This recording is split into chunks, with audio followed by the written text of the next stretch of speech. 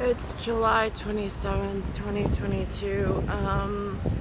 I was just up on Bella Boulevard doing as much as I can with my short circuit,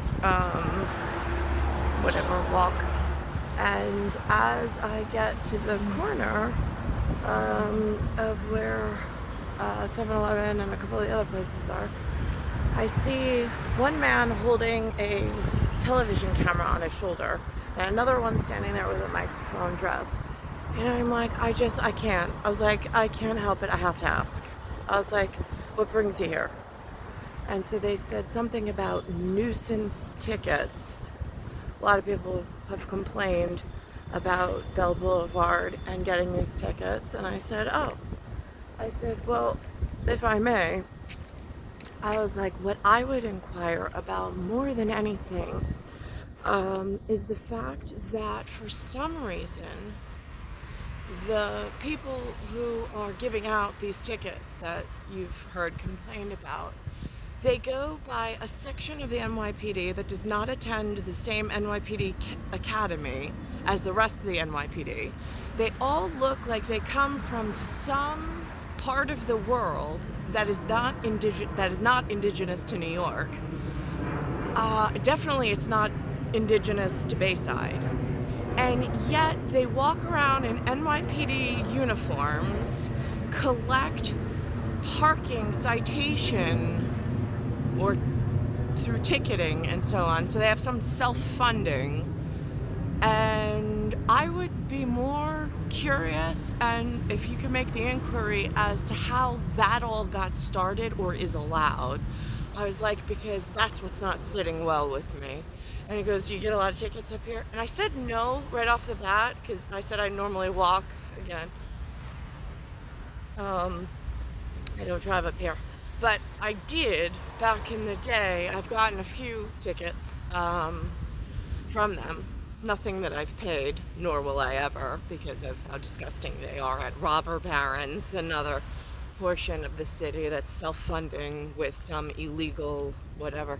And then I even said to him, I was like, so it does beg the question at Queens Transit North Bureau, if they're not attending the NYPD Police Academy and they're not graduating from such a facility, why are they allowed to organize, look like them in some counterfeit uniform, and walk around with some machine that links in with a license plate commissioned office and collect funds to keep themselves going in some private outfit that bears the same name as some of the real New York heroes that have to deal with the public every day?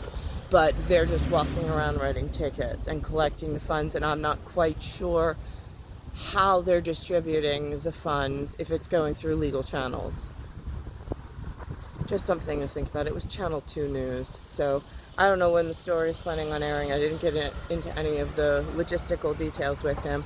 I said, but it is interesting that they all in this one bureau from where, I mean, I've gone to the location.